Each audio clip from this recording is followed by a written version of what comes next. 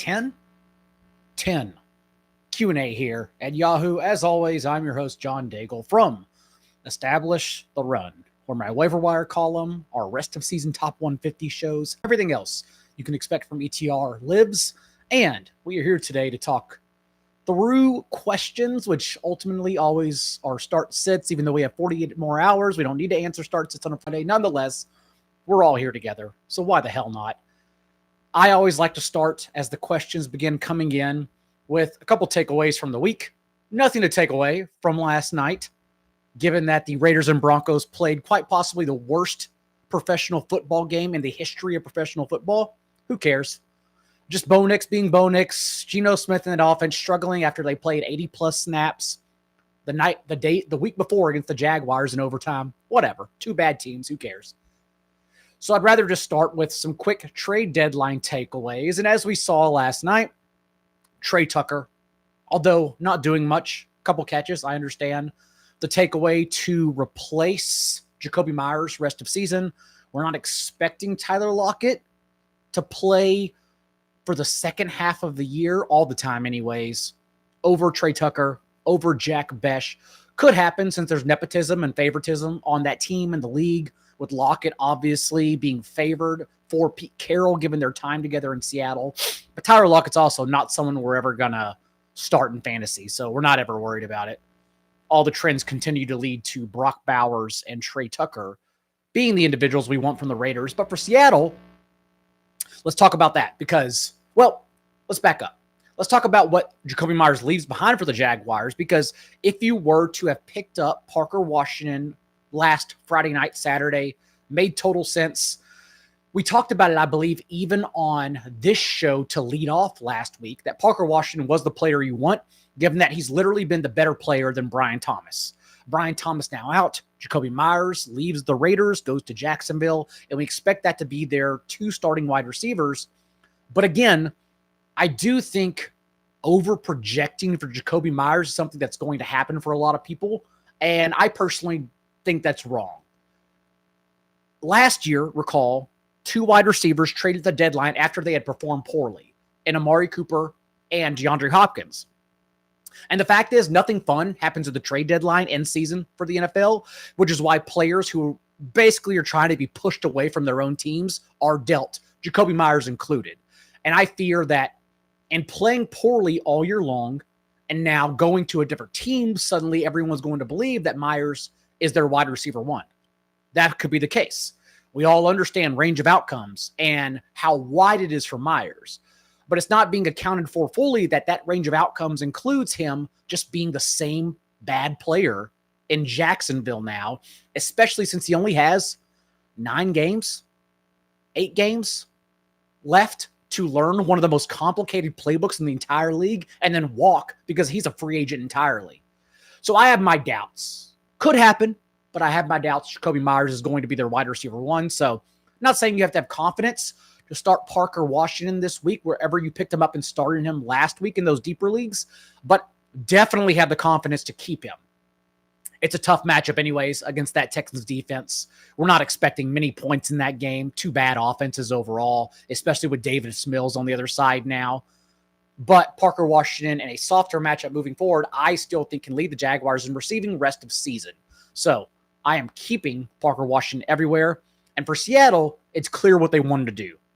Jackson Smith and Jigba, for example, not only leads the league in yards per out run, he leads the league in yards per out run from play action. Number 2 in yards per out run from play action is Rashid Shaheed. It is obvious that Seattle wants to continue leaning even further into what they do. It is run the ball inefficiently and then build off play action and open the routes that way. Shaheed will undoubtedly not get as much volume as he did in New Orleans. He's even led the Saints with a 29% target share the last 2 weeks from Tyler Shuck. But the targets he does get are going to be extremely more efficient than anything he ever received from Spencer Rattler and Tyler Shuck. So we still love Shaheed, especially if we get some shootouts. Not expected to be a shootout against the Cardinals this week, traveling on the road to Seattle. Arizona also quietly banged up and missing their top 2 corners. So expecting a big day from Sam Darnold without much volume. But again, the quality of targets Shaheed gets on limited volume is not only going to be better for him, it also is going to open up even more for Jackson Smith and Jigba.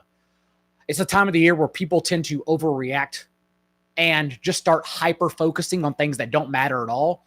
And Shaheed is not going to take away from the great JSN himself. Again, you now have another quality receiver who's not Cooper Kupp on the other side of the ball that opens up and makes life even easier for JSN. Not that JSN can be even better in fantasy or in real life. He's already been obviously amazing in both categories. But the targets will be easier to come across since we have someone else who has to be accounted for by the opposing defense now. Anyways, we're starting at the top with Caleb Peterson. And he says, thanks for taking the time. I need to start one in my Superflex. So Jacoby Brissett, Travion Henderson, or Jalen Waddle. And that is Jalen Waddle for me. Good thing that Jacoby Brissett is starting for the Cardinals moving forward.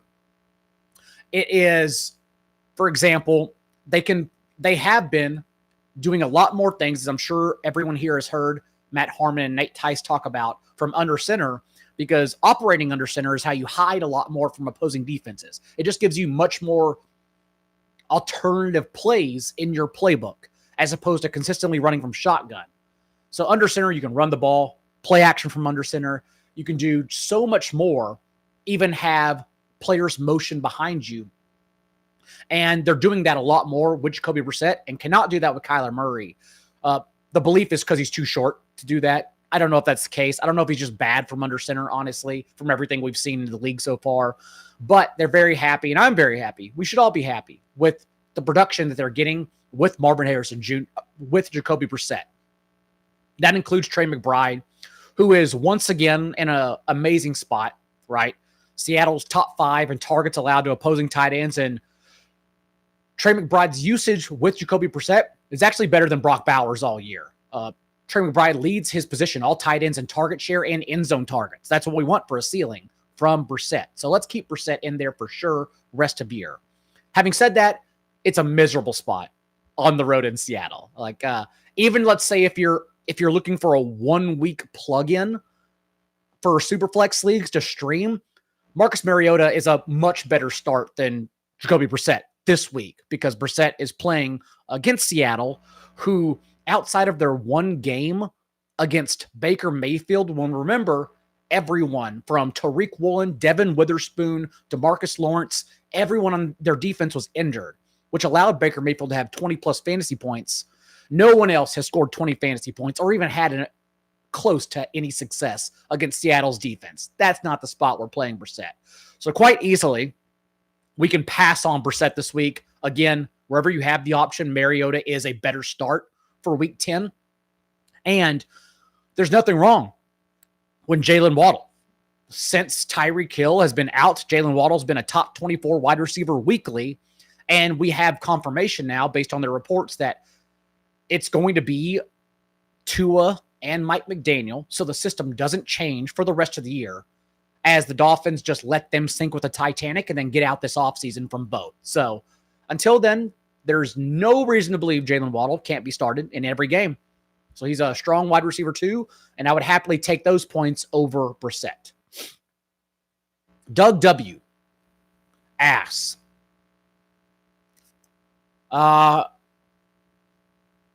trading Bo Nix, but obviously, like you're not trading Bo Nix at the lowest point. We don't make trades whenever players are worth a penny. We take them off of their high games, which their high games, Bo Nix was before the Texans. As we pointed out on this very show, he only had success because he played the Giants and Cowboys. We did not expect him to have success against the Texans, so the time to trade Bo Nix would have been after the Giants and Cowboys, not right now when he's worth dropping, not even worth anything to trade for. So who you can trade Bo Nix for? Probably no one. Like you mentioned, Monangai and Zach Charbonnet, no one's doing that deal. No one's doing that. 12-team league, not a super flex. No one's doing that.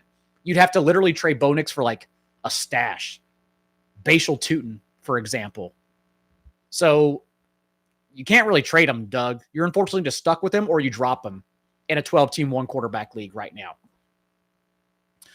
All right. Order them in case I need to decide. Sure, Joe, since you're here every week. Quentin Johnston, Jordan Mason, or Dalton Kincaid. And that is Quentin Johnston, Dalton Kincaid, and then Jordan Mason if Aaron Jones plays. If Aaron Jones is out, it's still going to be Quentin Johnston for me, then Jordan Mason over Dalton Kincaid. One, we're questioning the volume we're going to get from the Bills, which is not going to be much since we're only expecting the Dolphins to score finite amount of points against their passing defense that maybe we talked about last week. I don't know. But the Bills have allowed, outside of Lamar Jackson in week 1, the Bills have basically held every quarterback since, Patrick Mahomes included, single-digit passing points through the air. For all their flaws on the ground, and they're a horrible run defense with no speed, their pass defense has been incredible. So we're not expecting much from Tua here. The targets are focused on Jalen Waddle, which is why Jalen Waddle's an amazing start. But beyond him, there's nothing really else going on, him and Devon Achane. So we're not going to worry about Tua. But because of that, we're there questioning the volume for Josh Allen. And all year long, we've seen when the Bills' big leads, they do not pass the ball. They instead lean on James Cook, Ray Davis, and Josh Allen on the ground. So worried about Dalton Kincaid, but Jordan Mason has been so bad that I would still play Dalton Kincaid over Jordan Mason. The thing is, you're going to get every touch, as we've seen in the past for Jordan Mason, against a great Ravens defense. Since they've returned from their bye, it's been questionable competition, so maybe we're still questioning, how elite the Ravens defense is, but holding Caleb Williams and Tua to single-digit fantasy points passing through the air, and J.J. McCarthy is awful. So it's a pretty great spot for the Ravens defense. Even last week, J.J. McCarthy, only Cam Ward had a lower completion percentage over expected than McCarthy, who has yet to reach 160 passing yards in any game. So we definitely want to stream the Ravens defense everywhere they're available this week against the Vikings. But Jordan Mason would get every touch if Aaron Jones is out. So that's why I say Quentin Johnston, Jordan Mason, Dalton Kincaid. For the Chargers, and why I say Quentin Johnston so easily, it's because the Steelers have allowed the second most fantasy points to receivers from out wide. Only the Jaguars are allowing more fantasy points to receivers from out wide this year. And that's where Johnston leads the Chargers with 86% of his routes. So still another big game for, in order, Ladd McConkey, Oronde Gadsden, and Quentin Johnston, who were all usurping Keenan Allen. Keenan Allen, who's actually sunk to a 50% route rate the last 2 games, and Gadsden has run more slot routes than Allen in back-to-back weeks, as Allen's pretty much trending towards wide receiver 4 or in 10-team leagues unusable. So I believe all the trends I just noted, all the signals that have happened with the Steelers defense point to Quentin Johnston being the better play over Keenan Allen this week. But you're asking me to rank them. I just did. Panda Moose says DJ Moore, Quentin Johnston. Also, the Bears Giants injury, Bears Giants weather seem to be trending towards horrific. So great game for, running quarterbacks and the running backs, but DJ Moore is not necessarily someone we should be looking to play, especially after like an anomaly high performance of fantasy last week. I'll still happily start Quentin Johnston over him. It's also like if the weather holds, it's a great bounce back spot for Rome Odunze, not DJ Moore. Last week, obviously, a failure for Rome Odunze, and that a game that combined for 89 points, nearly 1,100 yards of offense. Rome Odunze got 3 targets and 0 catches. But this is the opposite matchup. Like the Giants play man coverage at the league's highest rate, and Odunze is 21st in yards per route run against man compared to 39th against zone. Odunze has also seen 26% of his targets against man coverage, and the Giants are allowing 9 targets per game to opposing wide receiver ones, which Odunze is. So it's actually, if the weather holds, it's a bounce back spot to easily start Odunze, not DJ Moore. Suresh needs one between Vidal and Woody Marks. And although Woody Marks will not have success on the ground since no one runs on the Jaguars. I would start him over Kamani Vidal if Nick Chubb is out. If Nick Chubb plays, I'm starting Vidal over Woody Marks. Not a great spot for Vidal either. Like, the Steelers are notorious this year under Mike Tomlin for puffing out their chest, stopping the run, and getting absolutely scorched through the air. Like, one of the absolute worst pass defenses you could ever imagine. Even last week, in creating 6 turnovers, Alec Pierce and Michael Pittman both went for 115 receiving yards. Daniel Jones went over 300 yards. The Steelers' defense is awful. But what they do is stop the run. At least we can say Kamani Vidal the last 2 weeks without Hassan Haskins has out-carried Jarrett Patterson 35-22. He's had Vidal 100% of their RB targets the last 2 weeks as well. So you get the touch-based out for Vidal over Woody Marks. But again, if Chubb is ruled out, I would start Marks over Vidal instead. By injury hell, yep. And Tetaroa, it doesn't seem like he's going to play now. Downgraded for, I believe it was a hamstring injury. I would be guessing that Tetaroa McMillan's going to be out this week. And so, Seg DeBoll, you are mentioning that you need a wide receiver and 2 flex options. And so, between all these players you mentioned, I'm going to say Kyle Williams for the Patriots, Kayshon Boutte also going to miss, and I didn't know when exactly it would happen for Kyle Williams because he's been blocked by so many receivers, but Boutte's the one that has to miss in order for Kyle Williams to step in. Similar to how, like, Jalen Lane always plays behind Luke McCaffrey, but without McCaffrey this week, we expect Jalen Lane to step in and be that second starting receiver, or be more efficient than Chris Moore, I should say, behind Deebo Samuel. Boutte's the one that needed to get out of the way for Kyle Williams for the Patriots, because for his career in college, Kyle Williams ran 81% of his routes from out wide. Boutte obviously leads the team in routes from out wide. That's the natural replacement. But it's not just that. It's the fact that the way the Bucs play defense, Todd Bowles, in blitzing and leaving man coverage behind him in college last year, Kyle Williams was second among this entire class. Think about all the good rookie wide receivers. Kyle Williams was second among all of them in yards per out run against man coverage. This is what he does. And now we're expecting him to be on the field and play a lot more than Demario Douglas. So Douglas can get there, but even last week, because he's a slot receiver, he didn't step in for Boutte. It was actually Williams who came in for a route on 68% of dropbacks in that time. So I love Kyle Williams as a sleeper for deeper leagues. I'm probably going to play him in Yahoo DFS as well, because it's such a great matchup, since Drake May has also been incredible against the blitz this year, and Bowles is going to try to beat him that way, and he's going to be wrong. Drake May is going to beat him. Your other options are, backup running backs. So I will say, since you're desperate, David Njoku, because it looks like Harold Fannin may miss that game, and so if so, you're at least going to get the every down targets for Njoku, and Blake Corum over Isaiah Davis and Bashal Tutin. Blake Corum, we saw, it's been pretty easy, honestly, to forecast for Blake Corum. The 49ers a month ago play the Rams. The Rams get behind by 2 scores in the first half, and that's not a game script they're ever going to play Blake Corum. They're always going to play Kyren Williams in a negative game script because they paid him this offseason. He's their best running back. Then in the game we thought we would get Blake Corum against that injured Rams defense before their bye that everyone had success against, Blake Corum got injured. And so he just didn't play. And then it was all Kyren Williams. But since that time, Blake Corum's had double-digit carries and has been consistently mixing in on early downs. So we expect that to happen this week against the Niners, that just keep losing every defensive player that matters. And the last time these two teams played, the Rams and 49ers, remember, the 49ers still had Fred Warner and Mykel Williams, their number 11 overall pick, who tore his ACL and lost for the year this past week. So it's just like, it's almost a completely different game, but in a good way, because the 49ers defense has only gotten worse since the last time these two teams played.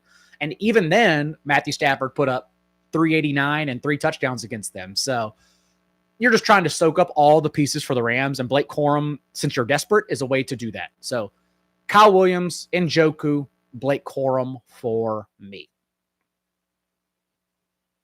Uncle Ted asks, Myers, so Jacoby Myers, Darnell Mooney, or Torrey Orton. Torrey Orton might not play. He was downgraded.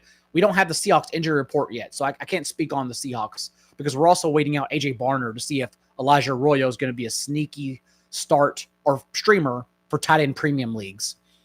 So basically, like Jacoby Myers or Darnell Mooney, I would personally, against the Texans, go Darnell Mooney because at least he'll be out there.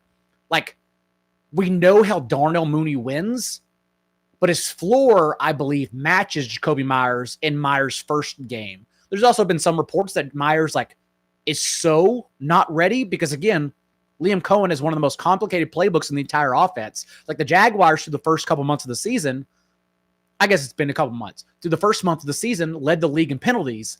And I don't think that was just simply lack of fundamentals. I think it's because they've had a very hard time understanding the complexities of Cohen's playbook. And I don't expect Jacoby Myers to just pick up, arrive, and be able to run it. Darnell Mooney could fail, but I would argue projection-wise, median-wise, his floor matches Jacoby Myers. And more importantly, the Colts have allowed a league high they've defended a league high in targets 10 yards downfield. Downfield is where every offense attacks the Colts because that's where they're weakest. And Darnell Mooney has averaged at least 11 air yards per target in every game this year. So I would say Mooney over Jacoby Myers. Let's see here. Start. Bill Krosky-Merritt, Keon Coleman, who should be dropped. We're never going to ask Keon Coleman. Blake Corum or Kyle Williams. So it's going to be Blake Corum or Kyle Williams. I think the trend towards Kyle Williams is so good, assuming that Bootie's out. I'm going to start Kyle Williams over those guys.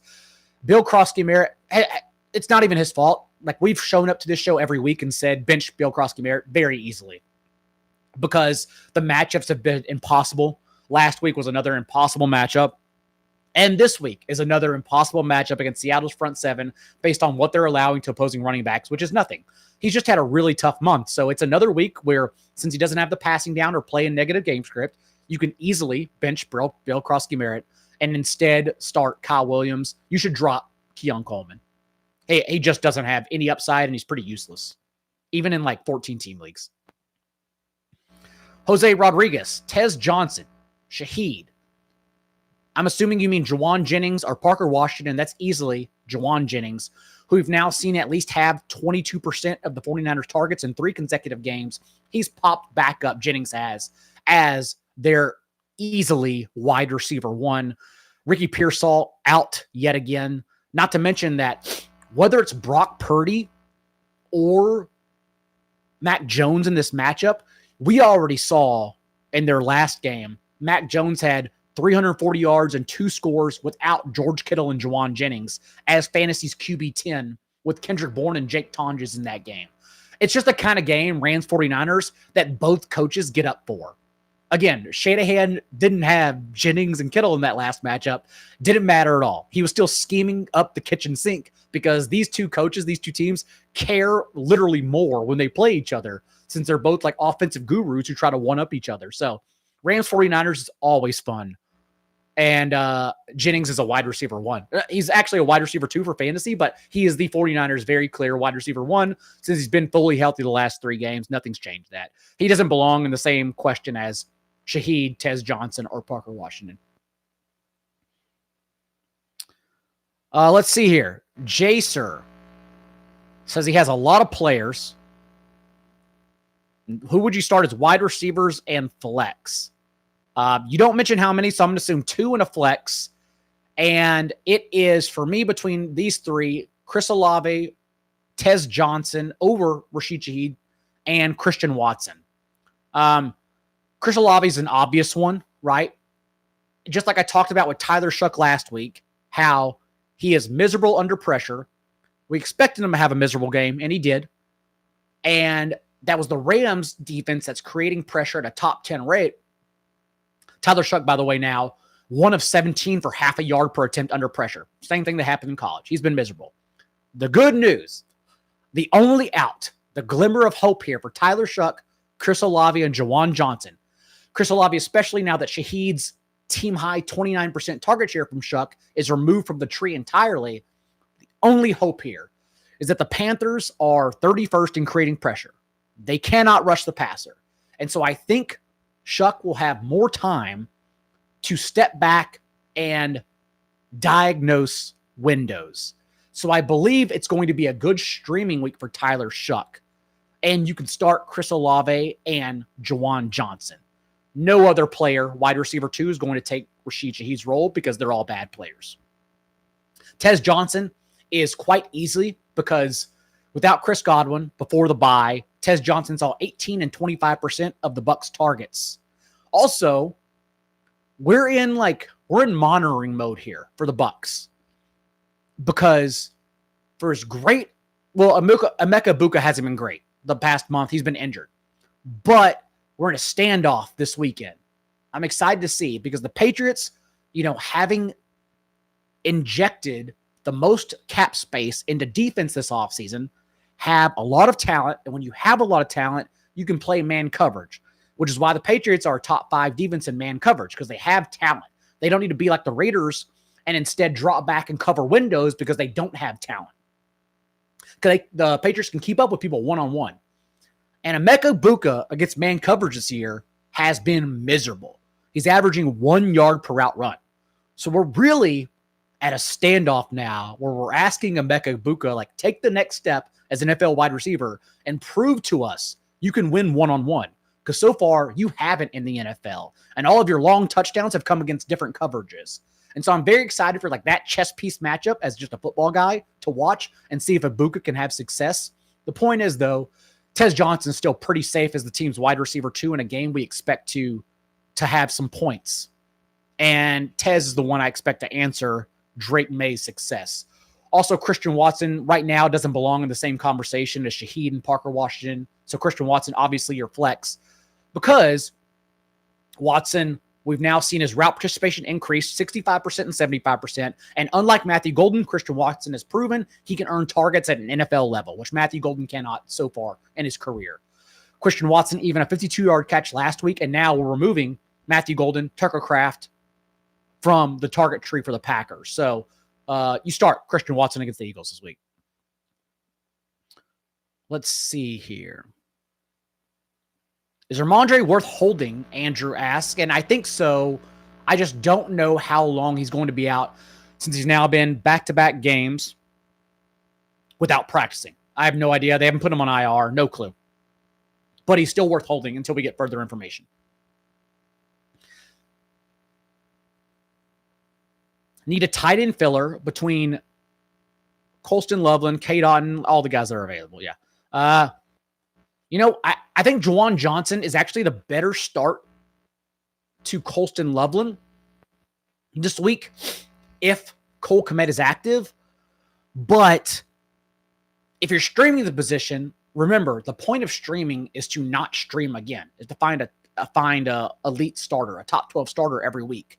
And so when you're asking it from that perspective, Colston Loveland showed enough, not anything he did, 31 teams make the tackle on his last go-ahead touchdown where he just ran to the 2 defenders and none of them wrapped up because it's the Bengals defense that doesn't wrap up anyone. A lot of his success was because he played the Bengals defense.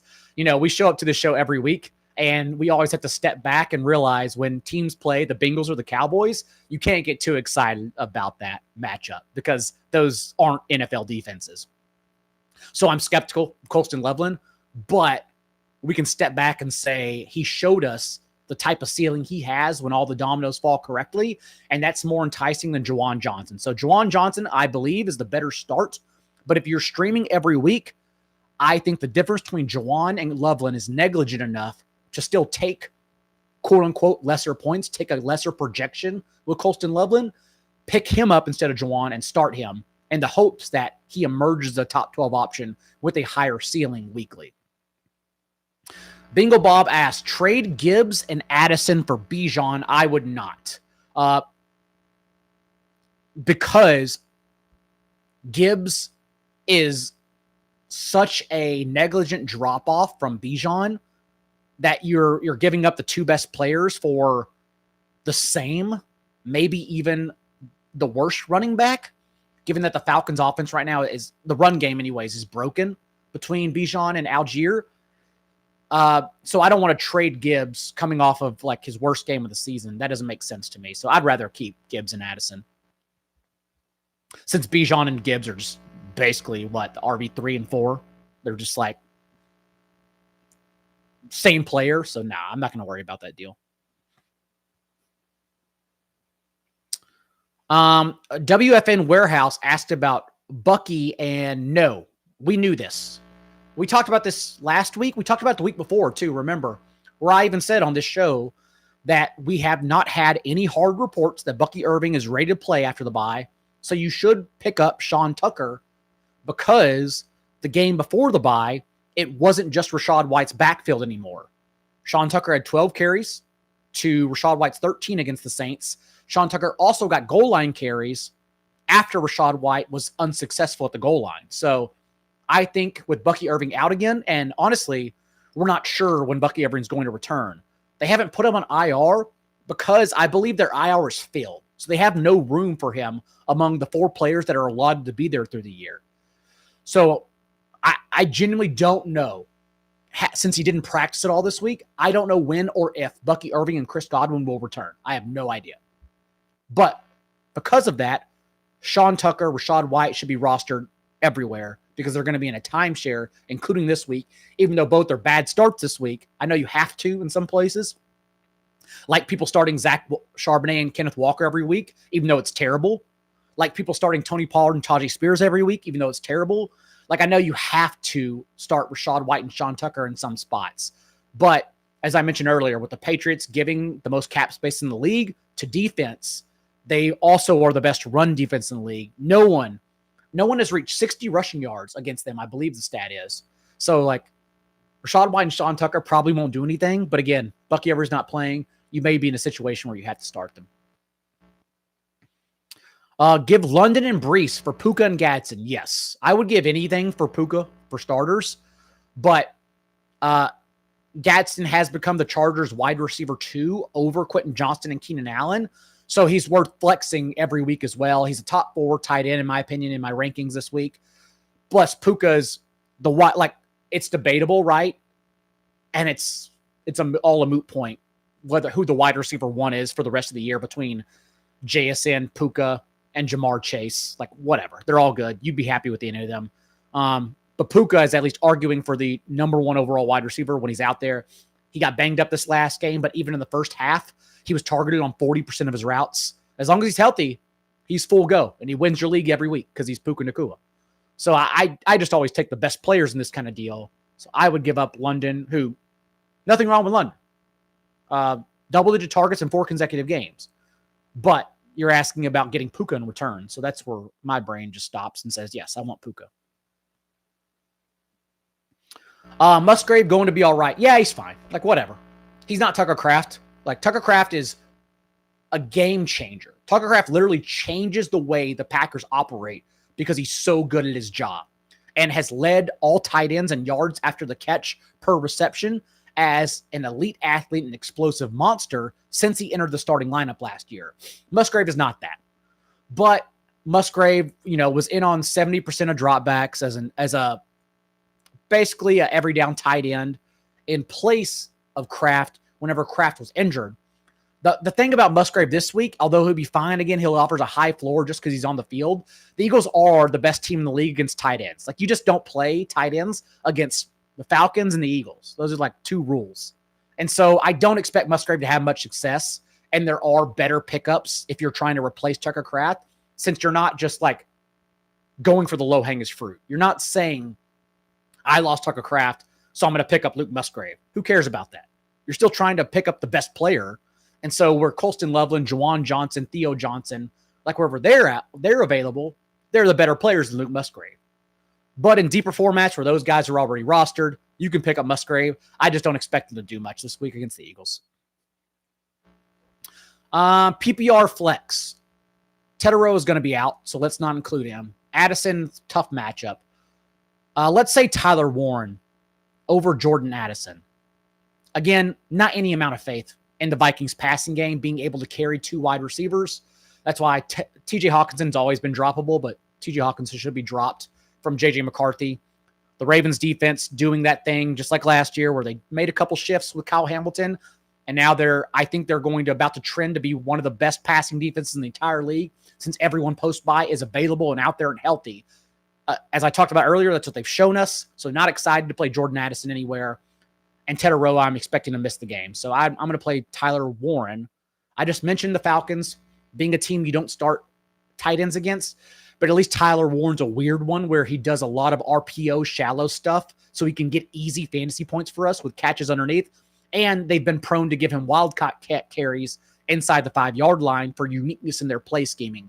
So he can also he can backdoor a touchdown. Dart or Baker, it's always Jackson Dart. Always. Jackson Dart's the QB4 in points per game since he entered the starting lineup because he gives you double-digit carries per game as a high rushing floor. Last week, there was also a question, remember, about Jackson Dart or Matthew Stafford. Jackson Dart, even when Matthew Stafford's throwing for 4 touchdowns, Jackson Dart outscored him. He scored 2 more fantasy points because what Jackson Dart offers with his legs. So we should not be asking anymore this guy or Jackson Dart. Let's just all cancel those questions the rest of the year. Start Jackson Dart and stop it.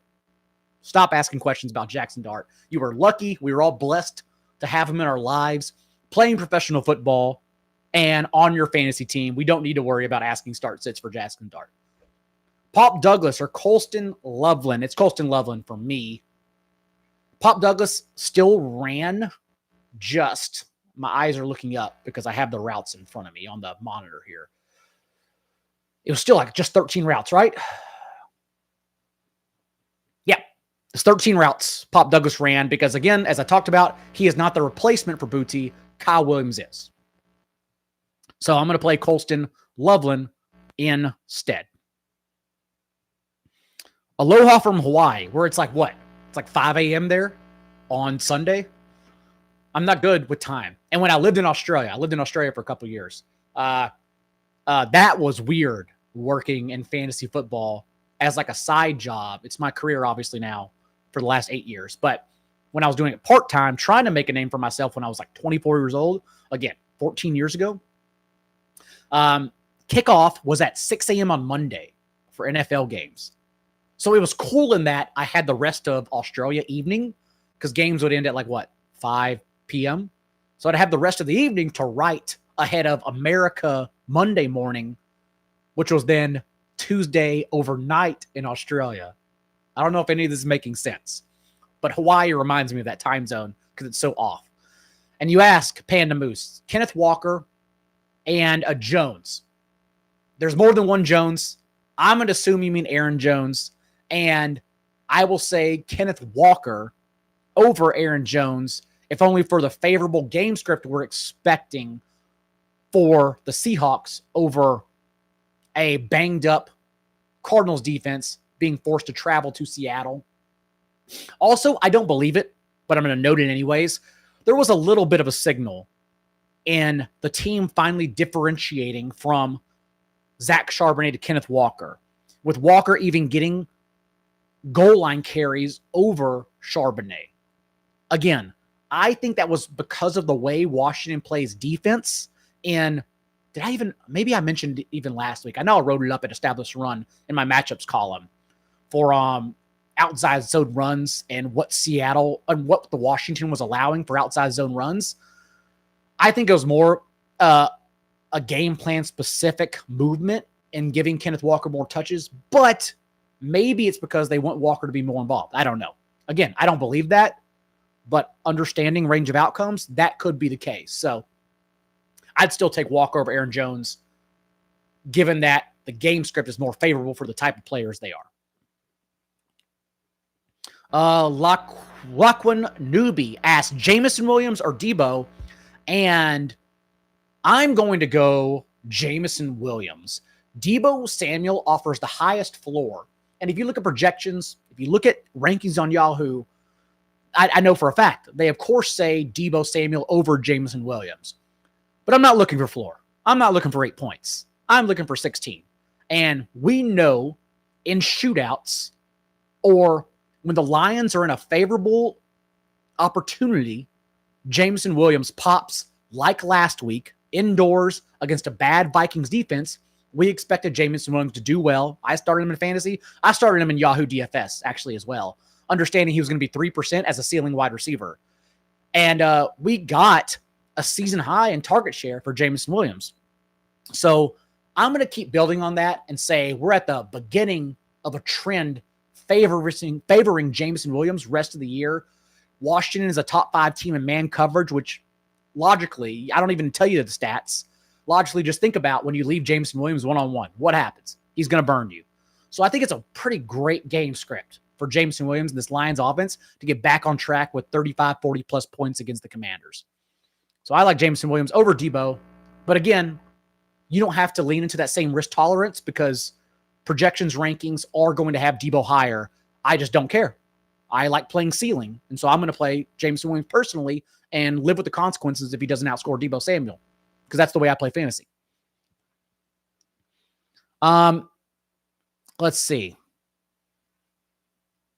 Adams or Egbuka, and it is still no. I'm going to go Devontae Adams. Leads the entire NFL in targets inside the 10-yard line. For as great as Puka Nacua is, it is funny that they just don't use him inside the red zone, and they never have. Like, even when it was Robert Woods, or no, not Robert Woods. Who did he play with? Oh, Cooper Kupp. They would like go to the second receiver over Puka whenever they get to like the 10-yard line and goal line. It's really strange. But I think the game script for Devontae Adams and the Rams is so much better than the Bucs with Egbuka. Not to mention the flaws I mentioned earlier. Egbuka was banged up. I'm assuming he's banged up. He could be hitting a rookie wall. We don't know for sure. But there are so many more questions we have with Egbuka than Adams that I'm just going to say I'm going to start Devontae Adams everywhere easily over Egbuka.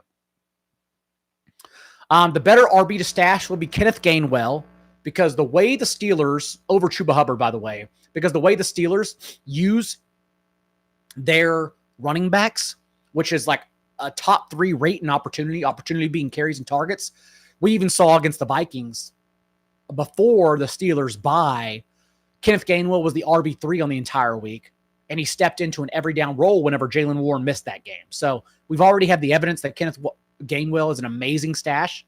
So yeah, easily Kenneth Gainwell over Chuba Hubbard, who, even if Chuba Hubbard, as we saw without Rico Dowdle the first month of the season, even if Chuba Hubbard were to step in, if Rico Dowdle were injured, you're not expecting the same thing since Chuba Hubbard's been bad. He's been an inefficient runner.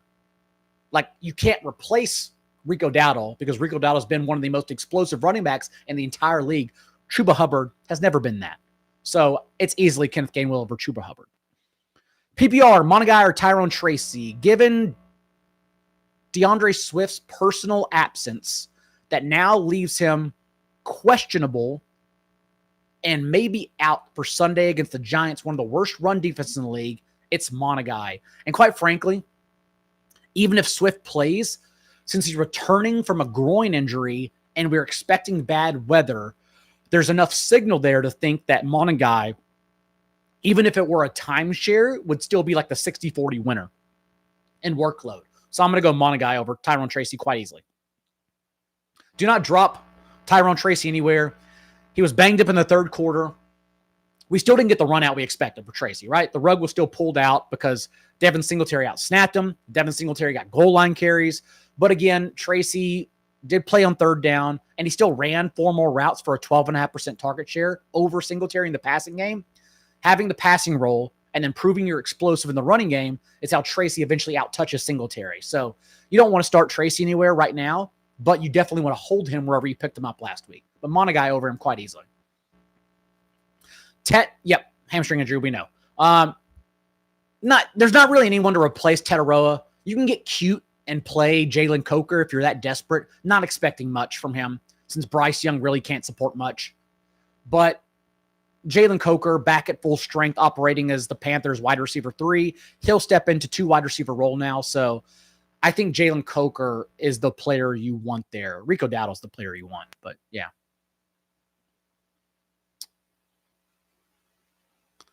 Let's see here.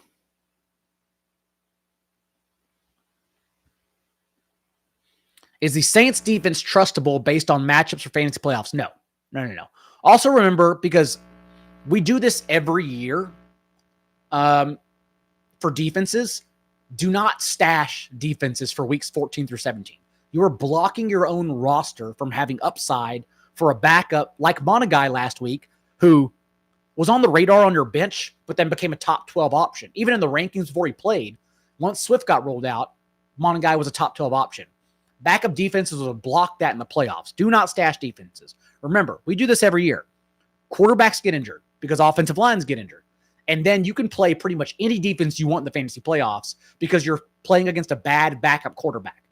You will have all the defenses to choose from on the waiver wire. Do not be the person that blocks your roster and upside for stashing defenses.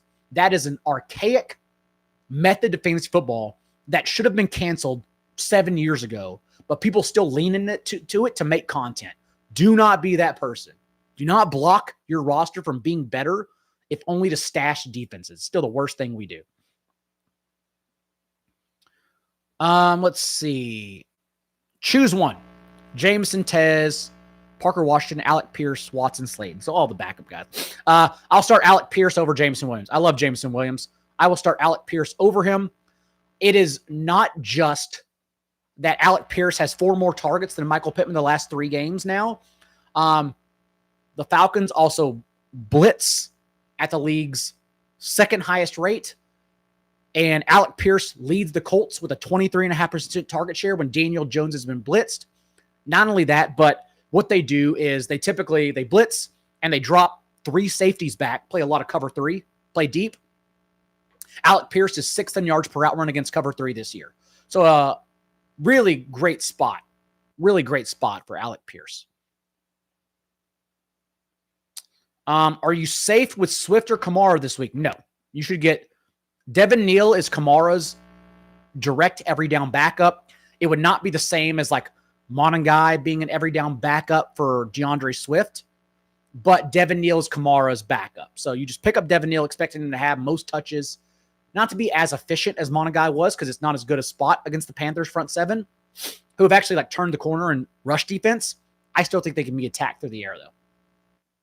But Devin Neal would be the player you want if Kamara, who's questionable, is ruled out.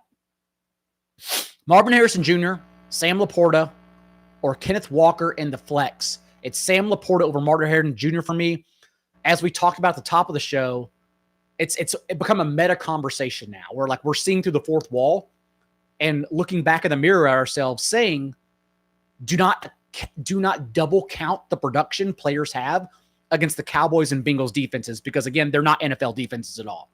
So I'm not going to double count for Marvin Harrison Jr., who his 6 catches in the first half were the most he's had in any game in his career. That's how bad the Cowboys defense is. It is not the same against Seattle at full strength whatsoever. So I think it's quite easily Sam Laporta over those other 2.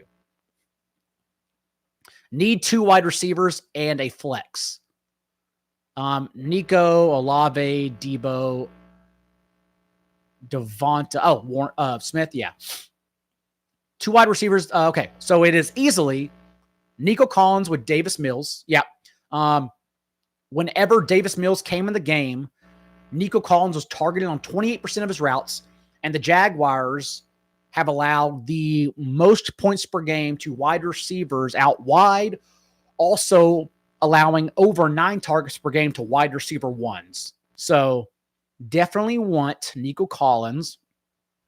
Chris Olave, we talked about how we think Shuck is in a better spot, maybe because he's Tyler Shuck. Who knows what a good spot is for him. But I don't think he's going to get pressured, and then let's see what he does from there. And then you're not mentioning Devonta Smith. Devonta Smith is on a hellacious run over A.J. Brown the last month. All you got to do is look at the box scores the last month for Devonta Smith. So pretty easily, those are your 3. That makes it really easy. Those are your 3. As a Bucky owner, would you drop Tracy or Benson for White? No, because as I talked about Santonio, it is no longer just White's backfield. If it was, the answer would be yes, but it's not. Sean Tucker's involvement that you can rewind and hear me talk about at the top of the show is in a timeshare now with White. Thus, I do not want to get rid of someone like Tyrone Tracy or Trey Benson who are going to handle, at least project eventually to handle, more touches than Rachaad White. Caleb Williams or Daniel Jones? It is easily Daniel Jones. I talked about the turning corner, looking at themselves in the mirror and saying, who are you as a player for Emeka Egbuka and Baker Mayfield against man coverage? It's also a Daniel Jones week for that, because last week, pressure had not been an issue for Daniel Jones. Until he played the Steelers last week, Daniel Jones under pressure was 6th in yards per attempt with 6 touchdowns and no picks. He was actually flawless under pressure. The Steelers then got to him last week. He was pressured a season high 18 times, and he turned back into vintage Daniel Jones. And so now we're at a crossroads with Daniel Jones where we're asking, okay, you were so good the first 8 weeks. Are you that person under Shane Steichen, or are you still Daniel Jones who is going to fail us and we can drop you in a few weeks? It's a crossroads, because the Falcons, as they've shown us the last month, are going to blitz his face off. They have the second highest blitz rate in the league. And to this point, Daniel Jones has been good under pressure and good against the blitz. But has he turned into a pumpkin overnight? I can't answer that question for you. So we're going to find out, and I'm going to start Daniel Jones over Caleb Williams this week. But we may have different answers next week. We'll see what Daniel Jones does. Just a quick more rapid fire before we get out of here. Tez Johnson or Christian Watson rest of season? Easily Christian Watson, just because I could be wrong. I'm expecting Chris Godwin to come back at some point, but honestly, maybe Chris Godwin doesn't come back. That wouldn't be shocking at all. But Christian Watson has more upside, given that the profiles of the players around him, that Jaden Reed, we're not expecting back until the fantasy playoffs, and we don't know his ramp-up schedule. And again, Matthew Golden is someone where you can just drop. We don't have any amount of faith he's going to earn any targets whatsoever. So I still love Christian Watson as long as he's healthy. Caleb Williams or Baker Mayfield. So, what is this? The QB 9 or QB 10? I'll go Baker Mayfield, sure. If only because of the weather and that we're expecting between the Bears and New York. Need to trade one of these wide receivers, and you trade Marvin Harrison Jr. coming off what could have been his best game of the year because he played the Cowboys. Pick 3. This one's going to be pick 4, you Ethan, because Ted Rowe is going to be out. So start your other 3. Easy. Think Blue Dodgers. Any hope on Omarion Hampton? Will end with this. And no, apparently in a walking boot and trending towards week 13, but we just don't know. So if you're a winning team, you should have Omarion Hampton stashed everywhere, since the Chargers have pretty much been an inefficient running offense. No more Joe Alt either, which is going to cap the ceiling of that offense and Justin Herbert altogether. But we saw Omarion Hampton be literally an every down back when Najee Harris got injured, because they don't trust their other players in Vidal, Jarrett Patterson, and Hassan Haskins. So Omarion Hampton's someone I definitely want to stash if I'm a winning team or keep on my bench. But faith he'll return soon? No. I don't have a timeline, unfortunately. Anyways, that's the Week 10 Q&A. Do whatever you got to do to jam it in before Sunday. Listen to it at 3x speed. I don't care what you do. I am on Twitter at NotJDaigle. The content, of course, is at establishthorun.com, where I write my matchups for the primetime games as well. So until then, good luck this week. And remember, be a little bit kinder than what's required. A little bit. I'll see you next time.